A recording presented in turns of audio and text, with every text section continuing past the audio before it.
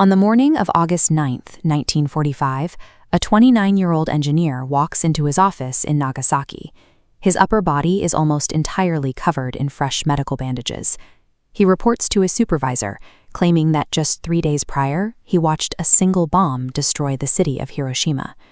His boss is openly skeptical, arguing no single weapon could level a whole city.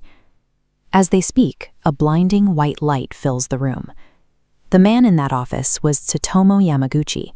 He is the only person officially recognized by the Japanese government as having survived both atomic attacks.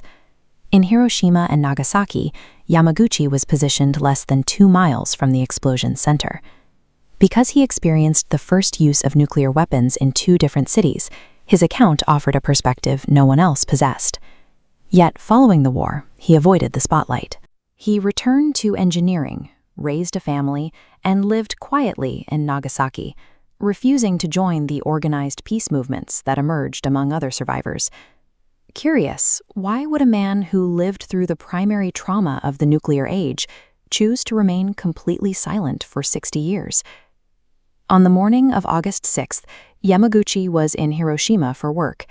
He was walking toward the Mitsubishi shipyard when he saw an American B-29 release a small object on a parachute. The shockwave threw him into a nearby field, rupturing his eardrums and leaving severe radiation burns across his forearms and face. To reach a train station the next day, he had to navigate a landscape of fires and collapsed buildings. He eventually reached a river where the bridges were gone, forcing him to swim through a dense layer of floating dead bodies to reach the other side. Despite his injuries and the chaos, he boarded an evacuation train.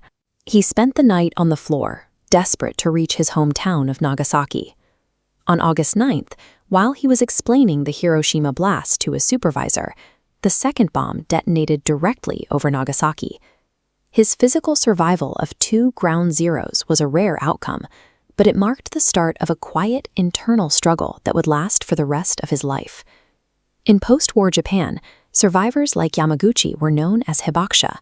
While they shared a common trauma, they also shared a common societal burden. Survivors faced intense discrimination. Because the long-term effects of radiation were poorly understood, many in the public feared that radiation sickness was a contagious disease. This stigma impacted every part of life. Survivors struggled to find employment, and many families refused to let their children marry someone who had been exposed to the bombs. To protect his children's future, Yamaguchi hid his history.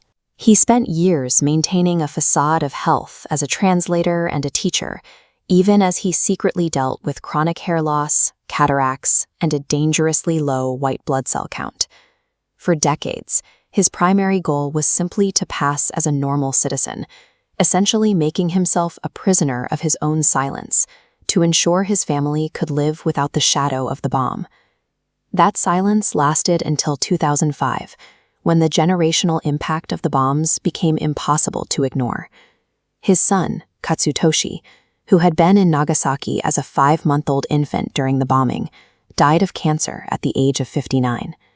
Shortly after, Yamaguchi's wife also fell ill with cancer, having been exposed to the radioactive black rain that fell over Nagasaki. The radiation he had tried to shield his family from for 60 years had finally reached his home. With his family already suffering, Yamaguchi realized that his silence had served its purpose. He no longer had anything left to hide. In his 80s and 90s, he began a period of intense activity. He wrote books of poetry, appeared in documentaries, and filed the official paperwork to ensure his status as a double survivor was legally recorded. At age 90, he traveled to New York to address the United Nations, using his remaining time to speak for global nuclear disarmament. He devoted his final years to fulfilling a duty he felt toward future generations, passing on his first-hand account of the human cost of these weapons. Tsutomu Yamaguchi died at age 93. Before his death, he had finally told his story to the world. He often stated that he hated the atomic bomb because of what it does to the dignity of human beings. He viewed his survival as a specific mandate to explain that agony to those who had never experienced it. His life remains an urgent reminder to listen to the survivors of the atomic age while their voices can still be heard.